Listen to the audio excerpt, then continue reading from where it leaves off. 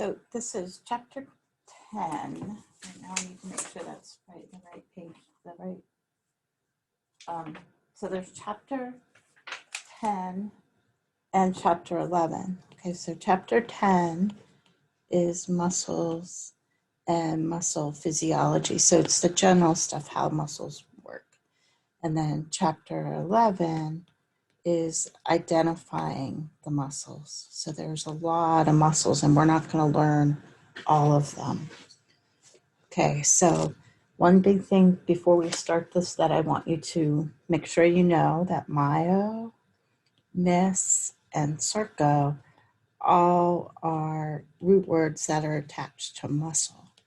So if you see myo, mys, or sarco, they're all muscle.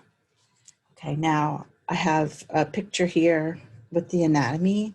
Okay, so remember epi is on the outside. Okay, so the epimysium is going to be on the outside. Tendon is attaching muscle to bone. Okay, so here's skeletal muscle. You can see fascicles or bundles of muscles in here. The fascicles are going to be the outside, they are covered with perimysium.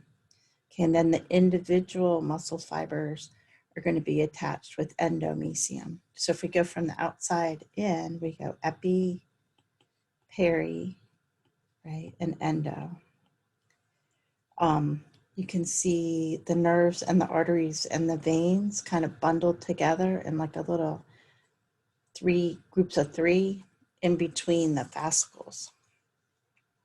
Okay, so the functions of the skeletal muscle, so body movement is the main one. It's going to help us maintain our posture. They protect and support. They store materials and they're going to move materials. Okay, so like squeezing things, we're going to control openings with muscles. And then heat production. So it generates body heat every time we use ATP, some heat is given off. Okay, so heat is the byproduct. Okay, so skeletal muscle is between 40 and 50% of our body weight.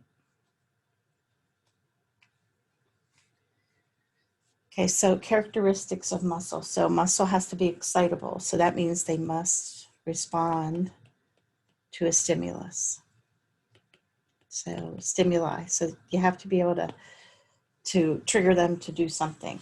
They have to be able to conduct or transfer an impulse. So transfer an impulse. Okay, they have to be able to contract. So they shorten. So they shorten and thicken. So they pull, but they don't push. Okay, so they pull things in. They can lengthen, so they can stretch. So 3 times the normal length, some of them, right? So they stretch. And they need to be able to return to its original position after they've been stretched. So they should be elastic as well. Okay, so I just kind of went over this quickly, but here's the picture again. So skeletal muscle fiber cells, so the cells are really long. Okay, so they're not these little teeny tiny cells, they're very, very long. So they're often called myofibers or muscle fibers. Okay, so if we start at the outside, right, the epimysium is dense irregular tissue and it's around the whole muscle. The perimysium is dense irregular tissue and it's around a fascicle. So a fascicle is in the middle size, okay? And then the endomysium is actually areolar tissue and it's around each muscle fiber. Okay, so remember areolar tissue is going to provide space. So it's going to provide space for the arteries and the veins and the nerves. Okay, so fascia are these bundles of cells or fascicle. Okay, so now the tendon, okay, is going to connect muscle to bone, skin, or another muscle.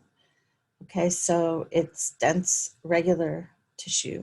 Okay, so it's really strong, but it's going in one direction. Okay, so the aponeurosis, I don't know that I have a nice picture on here, but the aponeuroses are flat, dense, irregular tissue that's found over top of muscle.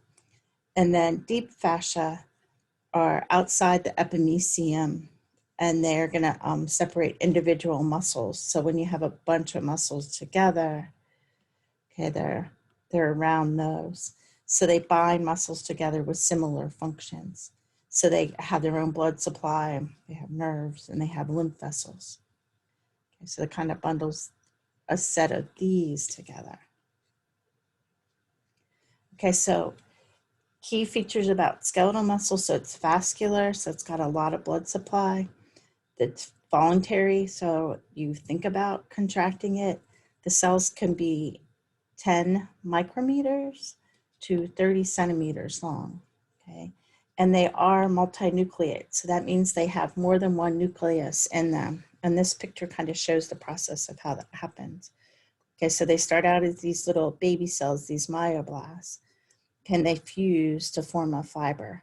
And when they fuse, they form this long cell, and the cell can have many nuclei. Okay, so the skeletal muscle fiber. So if we're going to talk about how they actually work. Okay, so the resting membrane potential for these is negative 95 millivolts. Okay, so parts of them. Okay, so the sarcolemma is the plasma membrane. Okay, so it's the plasma membrane that's around it. So they just use sarcolemma. It's a specific plasma membrane to muscle cells. So it's a little bit different. So here's a picture. Okay, sarcoplasmic reticulum. So it's the endoplasmic reticulum in muscle cells. And now it has a couple special proteins in it. They're called the cows. We call them the cows. Okay, so calmodulin and calsequestrin. These two proteins are going to, if you look at them, what do you think they do? Okay, so you can see calcium in there. Okay, so they're going to store calcium. Okay, and calcium is going to be important when they fire. Okay, so it's just a modified endoplasmic reticulum. Okay, so now T tubules are parts of the sarcolemma, and they call them invaginations. Okay, so basically what they do is the sarcolemma wraps around, and as it's wrapping around, it has places where it goes down. Okay, so they go down. They're going to transfer the impulse as it goes through and get it closer to the cells. Okay, so the sarcoplasm is just kind of like the cytoplasm. Okay, but it's the cytoplasm for a muscle cell. Okay, and in there are myofibrils.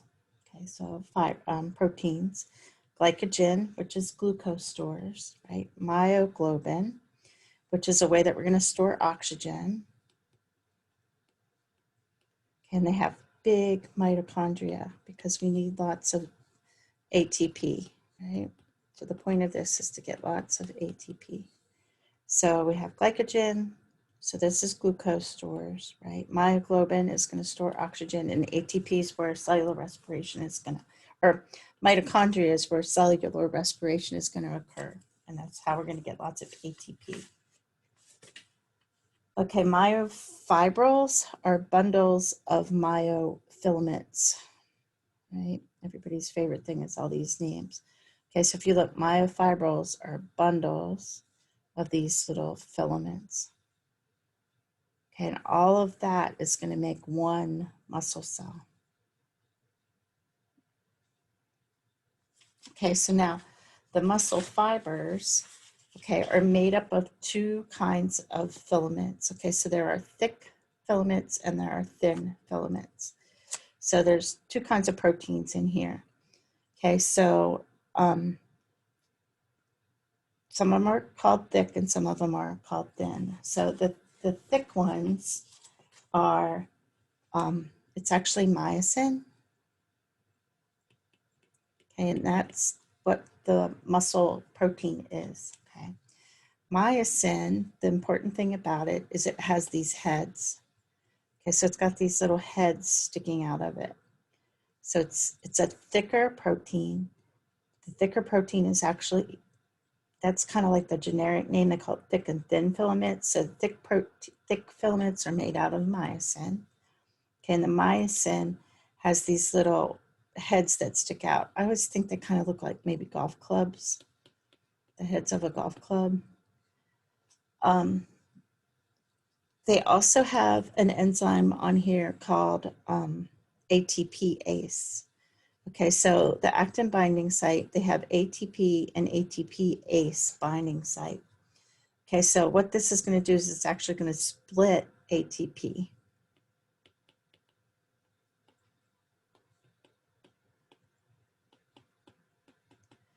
Okay, now the thin filaments are made out of 3 proteins. Okay, so down here's the thin filaments, and they're made out of 3. And I always remember AT and T. Okay, so A, T, and T. Okay, so AT and T, they're made out of actin. Okay, they're made out of troponin. And they're made out of tropomyosin. Should give myself more space. Made out of tropomyosin. Okay, now actin it's kind of like 2 beaded necklaces, and they're twisted together. So if you had 2 long, like Mardi Gras beads, 2 sets of those, and you twisted them together, that's what's going to give you the actin. Okay, now the actin has a string around it. Okay, and that string is the tropomyosin. So if you remember, tropomyosin has an S, and S goes with string. And you can kind of remember that. It's just a little trick. Okay, now tropomyosin has another protein attached to it, which is called troponin. Okay, so troponin is bound to the tropomyosin, and troponin is going to cover these things called the active sites. Okay, so the myosin binding sites. So it covers them so myosin can't get in there. Okay, so it'll all start to make sense. But for right now, no. Okay, thick filaments are made out of myosin, and they have these little heads that stick out. Okay, thin filaments are made out of actin, tropomyosin, and troponin. Okay, the troponin covers binding sites or holes for these myosin heads. Okay, so it's preventing them from getting in there until the time is right. Okay, so over here in this little purple box, I have contractile proteins and regulatory proteins. Okay, so some proteins are going to do the work, and they're going to pull everything, shorten, right? And then other proteins are going to control when that happens. Okay, and those are the regulatory proteins. Okay. Oh, this is, okay, now organization of a sarcomere. So here's kind of what I want you to see from it. Okay, so if you remember, skeletal muscle and cardiac muscle is striated. Okay, so it's got those lines on it when we look at it with the microscope. Okay, those striations are a result of them having these things called sarcomeres. Okay, so sarcomeres are, they call them subunits of the myofilament. Okay, so if you take this myofilament and you look at it on a protein level, so you're looking at it really, really small, okay, you're going to see that there are a bunch of different zones. And they've given them all names, okay? And I'm not too worried that you memorize all of the names of that, but there are a few that you should be familiar with. Okay, so a sarcomere, okay, goes from a Z disc to a Z disc. Okay, so that's the end here to the end here. Okay, so if you look at this that's in the middle, that's the thick. Okay, so see all the thick? So turning the corner, so 1, 2, 3. There's the thick. Okay, so three things of thick at least, okay, maybe more. Okay, and then the thin are here, here, here, here, okay, and here, here, here, here. So almost kind of like a sandwich, okay? So now in the middle here, there is the H band. Okay, so the H band is right in here. And what happens is when the muscle contracts, the H band is going to get smaller. Okay, that's going to shorten. And these are going to cross over.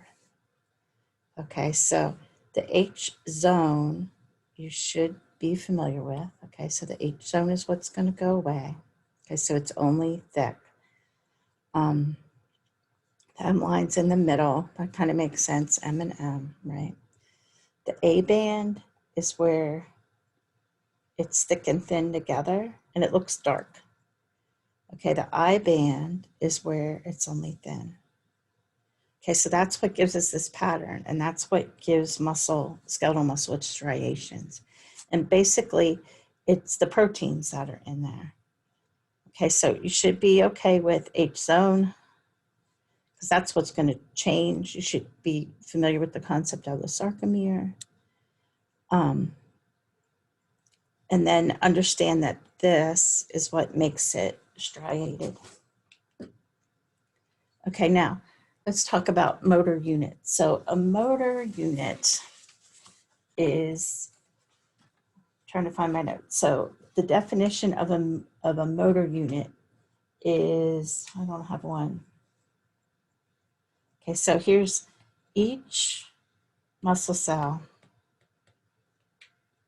has a neuron that can stimulate it, that stimulates it. Okay, but here's the thing. One neuron can stimulate more than one muscle cell. Okay, so each muscle cell has to have a neuron going to it because it needs to be stimulated. Okay, but one neuron can stimulate more than one muscle cell, and those are called a motor unit. Okay, so it's all the neurons or all the muscles stimulated by a neuron.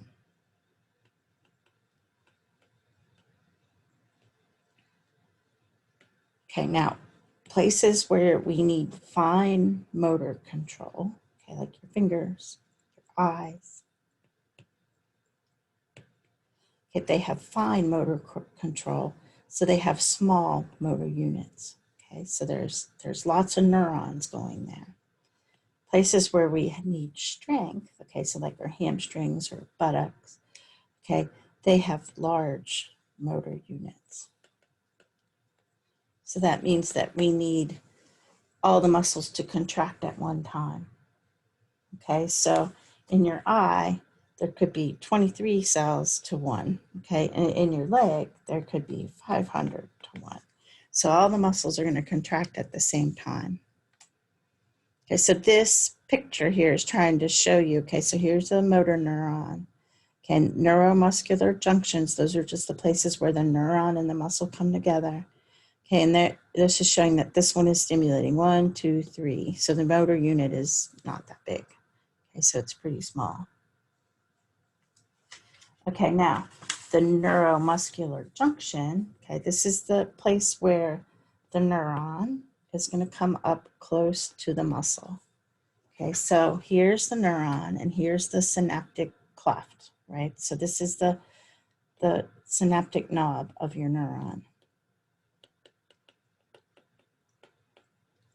Okay, so it comes up and it almost touches the muscle. Okay, so it almost touches the muscle, but it doesn't quite. Okay, so here's all this pink is supposed to be the muscle. Okay, and they call this the motor end plate. Right, so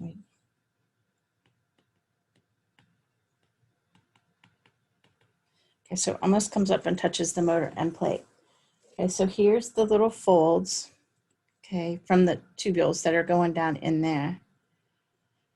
Okay, so what's going to happen, okay, is the neuron's going to be stimulated, right? And these vesicles are going to release acetylcholine. So there's little mitochondria, there's little vesicles. Okay, so then the acetylcholine is going to go across.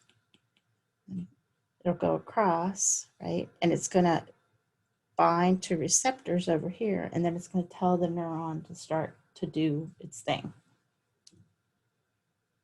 Okay, so there's 4 actions involved in this process, and the slide's a little jacked up. Okay, so we have to have excitation of the nerve. Okay, and that's going to lead to action potentials in the muscle. Okay, so it's going to go from -95 and it's going to go up. Okay, and then there's excitation, contraction, coupling. Okay, so what's going to happen then is we're going to activate the muscle cells. Then we have cross-bridge cycling, so the muscle fiber is going to shorten, and then we're going to relax. So you have to relax at the end. Okay, so 4 steps. Okay, so here is the first step, and I'm just gonna try not to write on here. Okay, so neuromuscular junction. So here's the neuron, right? Here is the muscle. Here's the motor end plate where they're gonna come together. Okay, so the calcium comes into the synaptic knob, which we talked about when we did the neurons. Okay, it binds to the vesicles. Okay, and then the vesicles, we're gonna go in the exocytose the neurotransmitters out. Okay, and the neurotransmitters are acetylcholine. Okay, and then acetylcholine is gonna bind to receptors at this motor end plate. Okay, so instead of going from a neuron to a neuron, the neuron's gonna cause the muscle to fire. Okay, so then the next thing that's going to happen is that we're going to make end plate potential. Okay, so we're going to change the action potential here so that it can start to move down the cell. Okay, so the acetylcholine is going to bind to the receptors, and that triggers the opening of chemically gated channels. Okay, so the sodium diffuses into the cell, potassium diffuses out of the cell. Okay, so what's going to happen? So the result is a reversal in the electric charge difference across the membrane of the muscle fiber, and that's called end plate potential, EPP. Okay, so it goes from -95 up. Okay, so we're going to go up. Okay, then what happens is the action potential. Okay, it's going to travel along the plasma membrane, which is the sarcolemma, and then into these T tubules. Okay, so first voltage gated channels open, and the sodium moves in to cause depolarization. Okay, so sodium's going in, so we're depolarizing, right? And then the potassium channels open and we repolarize. Okay, so we depolarize and repolarize, just like we did with the neurons. Okay, and it's traveling down the muscle cell. So it's going this way, it's going that way. Okay, so here's a T-tubule. Okay, so it's just plasma membrane on a muscle cell, and it's invaginated. Okay, so it just goes in. Okay, so here are all the little channels. Okay, this is the sarcoplasmic reticulum.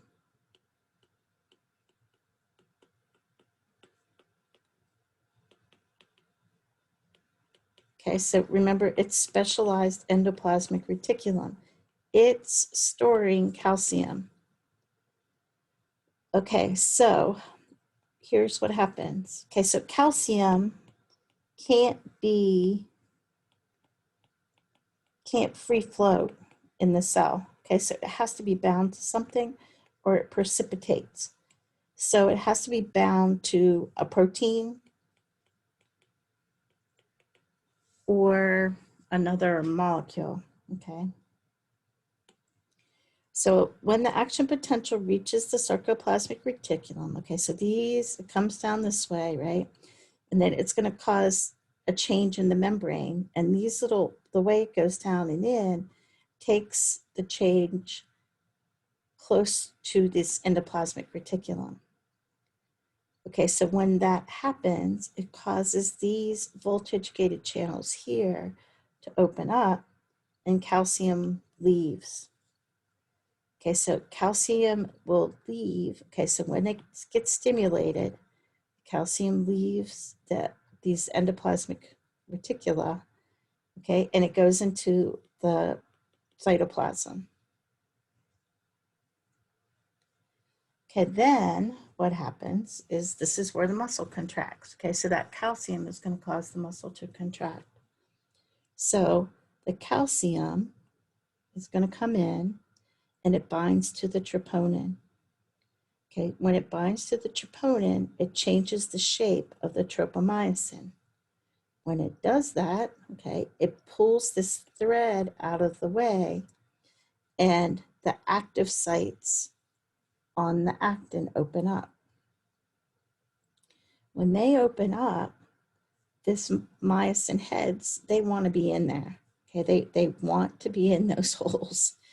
So they just go straight into that. Okay, so you take that covering off of those active sites, and the myosin heads go straight into there. Okay, so this thing when they're hooked together is called a cross bridge. Okay, now a power stroke is when the myosin head swivels to the center of the sarcomere, so it kind of goes like that. Okay, and it pulls the thin filament along. Okay, so when that happens, energy is used. Okay, so we take an ATP and we break it down to an ATP and an ADP and an organic phosphate. Okay, so we break that apart. So power stroke, which is kind of funny, right? So this pops into there, wants to be in there, and then the next thing is called a power stroke. Okay, so ATP binds to the ATP binding site on the myosin head, and that's going to cause it to be released from the binding site. Okay, so we need energy to get that head out of the binding site.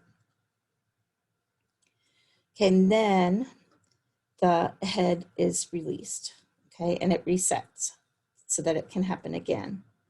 So what's happening, this cross bridge cycling, this is happening more than one time, right? It's repeated.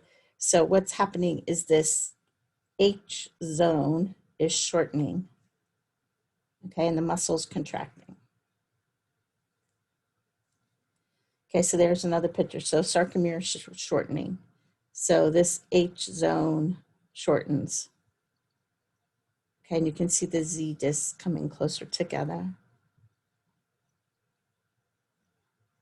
Okay, so when the muscle's relaxed, it's long. When it's contracted, it's shortened. Okay, now rigor mortis. Okay, so what's rigor mortis? So after you die, okay, and you've been dead less than 3 hours, everything is totally relaxed. Okay, but if you've been dead for 3 to 8 hours and the body starts to warm, okay, you start to develop stiffness. Okay, so what happens is the sarcoplasmic reticula start to break down and they release calcium. Okay, so they activate this myosin cross bridge, but we don't have any ATP being made. Okay, so the muscles contract and they stay contracted, they don't relax. But if you're dead for 24 to 36 hours, okay, everything is just breaking down. Okay, and then you don't have any stiffness, so rigor mortis is gone. Okay, so skeletal muscle metabolism. Okay, so how does skeletal muscle get its ATP to do what it needs to do? Okay, so there's an immediate supply of ATP, and we get it from this thing called the phosphagen system. A short-term supply of ATP comes from anaerobic cellular respiration. Okay, so anaerobic is no oxygen. And then long-term is coming from aerobic respiration. Okay, so we start out and we feel good. Okay, then we feel bad. right? Or me, I feel bad. Okay, and then we go through anaerobic, and then we start to get enough oxygen, and then we have to repay our oxygen debt. So we got to build the oxygen back up again. Okay, so immediate muscle energy needs is this phosphagen system. So basically what's happening is we're just moving phosphates around. Okay, so we can take an ADP and we can remove a phosphate from it, and we can add it to another ADP. Okay, and we also have, so we have myokinase and we have creatine kinase. Okay, so we're just moving phosphates around with those proteins. Okay, so it's a really quick way for it to happen. Okay, once we use up all of the ADP and the creatine kinase or the creatine phosphate that we have, okay, the glycogen lactic acid takes over. Okay, and then it makes ATP for 30 to 40 seconds. Okay, and then we go into long-term energy needs. So then everything catches up. The respiratory and the cardiovascular systems catch up with what our muscles are doing, and they start getting enough oxygen in there to make ATP. Okay, so limits of this long-term energy is if you run out of glycogen and blood glucose, or you don't have any water or electrolytes. Okay, now slow and fast twitch muscle fibers. So muscle fibers aren't all alike. Okay, so muscle fibers of a single motor unit are similar though. Okay, so slow oxidative muscle fibers are dark red. Okay, so they have a lot of blood to them. So they do slow, powerful contractions. They don't fatigue. So that would be like an endurance athlete. Then someone with fast oxidative with more lighter red ones have medium duration. And then the fast white ones, the lighter muscle fibers are for like fast, like sprinting. Cardiac muscle, it is different because its structure is different. Okay, so it has junctions between the cells, so the cells aren't as long. Okay, so it has gap junctions so that information can travel quickly between the cells. And it also has mechanical junctions so they don't tear apart. Okay, they don't go through mitosis. They scar if they're damaged. Okay, the other thing about muscle cells is that their cardiac muscle cells is they have these specialized cells called pacemaker cells. So pacemaker cells are autorhythmic. So they are not relying on a neuron to contract. And in Bio 10 or 204, you'll spend a whole bunch of time learning how these actually work. But they have cells so that they rhythmically contract on their own. They don't have to have a neuron to contract. It's kind of crazy.